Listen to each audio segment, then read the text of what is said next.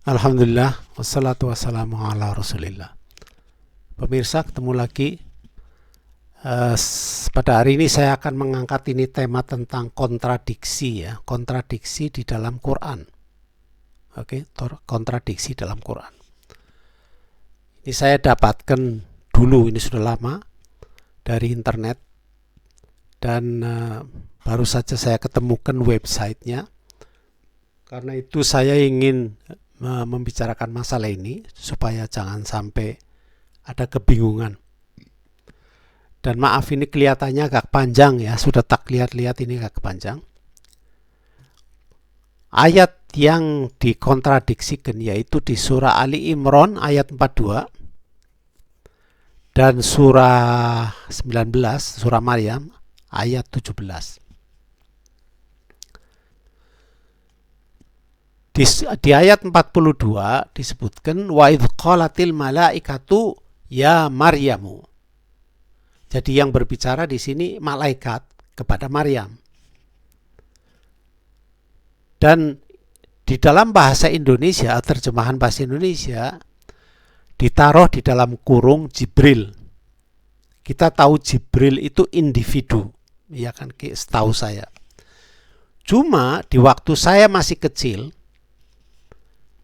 sepengetahuan saya kalau ada orang bilang malaikat itu individu. Itu sepengetahuan saya ya dari kecil. Hanya waktu membaca Quran di dalam bahasa Inggris, saya tahu bahwa malaikat itu bukan individu. Saya akan tunjukkan terjemahannya dalam bahasa Inggris ya. Ini ada 6 terjemahan dalam ayat yang sama. Angel itu malaikat satu. Kalau lebih dari satu ditambah huruf S. Itu sistemnya bahasa Inggris. Di sini dibilangnya angels. Angels itu lebih dari satu.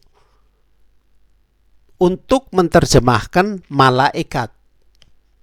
Itu waktu saya pertama baca, waktu itu saya tidak begitu paham. Sampai akhirnya mengerti bahwa malaikat itu bukan individu. Oke. Dan ini yang ditanyakan di dalam kontradiksi ini. Ada berapa malaikat yang berbicara kepada Maryam? Di dalam bahasa Indonesia karena ditaruh Jibril, orangnya yang membaca terjemahan bahasa Indonesia itu tidak akan pernah mengerti bahwa malaikat itu jamak. Kalau nyebut malaikat berarti harus jamak, harus lebih dari satu. Jadi bagaimana kalau mau mengerti malaikat yang satu? Itu ada apa? Saya kumpulkan ya. Di atas ini malaikat berarti jamak. Kalau mau satu sebutannya itu malak. Kalau dua, ini di dalam bahasa Arab dua itu selalu lain. Itu sebutannya malakain, berarti dua ya. Dan di bawah ada grup. Malaikat itu grup, bukan individu, dan setiap grup itu ada pemimpinnya. Salah satu diantaranya, misalnya itu grupnya namanya Zabaniyah. Itu namanya grupnya itu.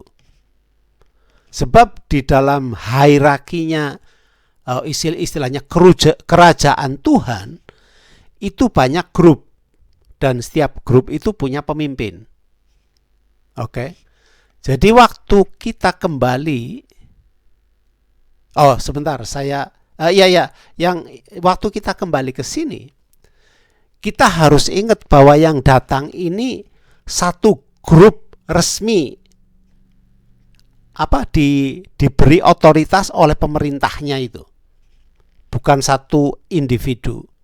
Pimpinannya Jibril ya, itu bisa dimengerti. Tapi malaikat di sini itu grup. Seandainya ada malaikat keluar dari grup, maka dia itu bukan malaikat lagi. Buat contoh, waktu malaikat diperintah untuk sujud kepada Adam, ada salah satu malaikat yang menolak. kita tahu namanya iblis.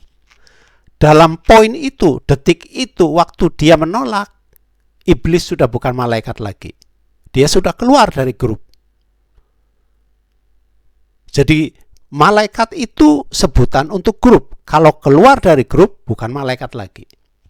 Itu yang dimaksud. Dan yang ditanyakan sama mereka, kenapa di surah 19 atau surah Maryam itu nyebutnya roh. Nah, itu yang ditanyakan. Oke.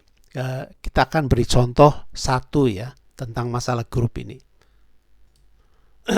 Dan juga kenapa yang datang di surah Ali Imran itu malaikat. Kenapa? Mari kita lihat satu contoh di zaman kuno ya.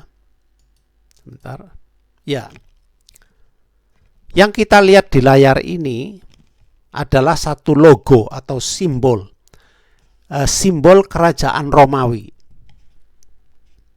Kalau ada tentara bawa pedang, pakai pakaian seragam, tentara sendirian, dia itu tidak bisa bicara atas nama pemerintah Romawi.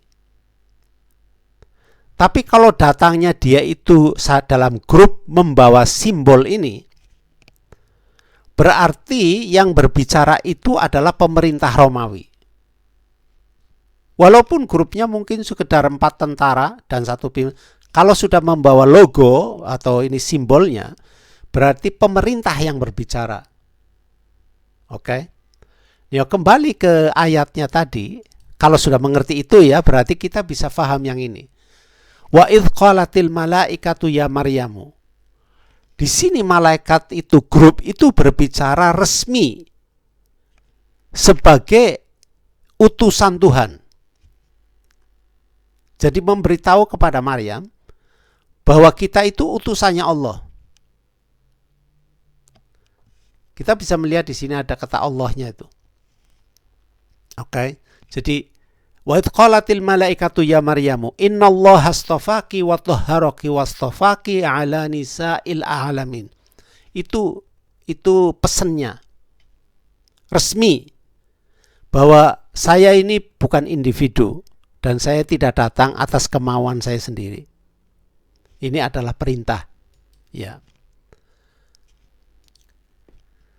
Dari keterangan yang begini, kita bisa mengerti waktu Rasulullah Shallallahu Alaihi Wasallam menerima wahyu pertama, Jibril itu datang sebagai utusan resmi. Dia tidak bisa nongol sendirian, tidak bisa. Dia harus membawa logonya itu, simbolnya apa ya? Katanya di dalam hadis ada 600 sayap. Ya, sampai Rasulullahnya itu ketakutan. Otomatis, siapa ini yang datang sampai begini? Bukannya satu orang. Karena Jibrilnya itu memperkenalkan diri bahwa saya ini utusan dari yang maha tinggi. Dengan semua keagungannya, dengan logonya, simbolnya. Oke. Sama dengan Maryam, waktu datang kepada Maryam, Jibril menunjukkan dirinya sebagai utusan resmi.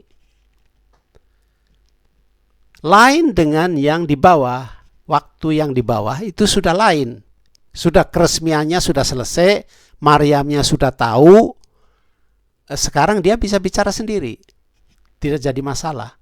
Demikian juga dengan Rasulullah sesudah itu, Jibril biasa saja menurut wahyu biasa, nggak perlu resmi-resminan lagi. Makanya di surat An-Najm disebutkan bahwa Rasulullah melihat dia yang kedua kalinya, maksudnya ya resmi, kedua kalinya resmi, yaitu di Sidratil Muntaha. Kalau orang baca Quran tahu itu. Kalau yang tidak baca Quran tidak akan paham yang dimaksud apa. Coba dilihat di surah An-Najm, mungkin 20 ayat apa di situ bisa tahu nanti. Surat An-Najm itu surah 53. Dan waktu di surah Al-Imran itu memberitahu akan dia itu akan punya anak.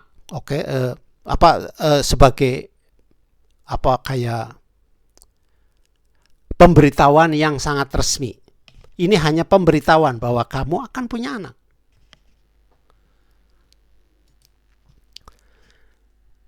Di surat 19 itu sekarang sudah resmi anaknya akan diproduksi. Kalau di surah Al Imran surat 3 itu hanya memberitahu, yang di surah 19 itu implementasinya. Itu yang dimaksud. Makanya kalau ada orang bilang kenapa kontradiksi, berapa malaikat yang bicara, ya itulah jawabannya. Oke pemirsa, saya tidak mau bicara terlalu panjang ya. Kalau yang begini masih tidak paham ya, I'm sorry. Saya tidak bisa menerangkan yang lebih baik dari ini. Oke, sampai lain kali. Assalamualaikum warahmatullahi wabarakatuh.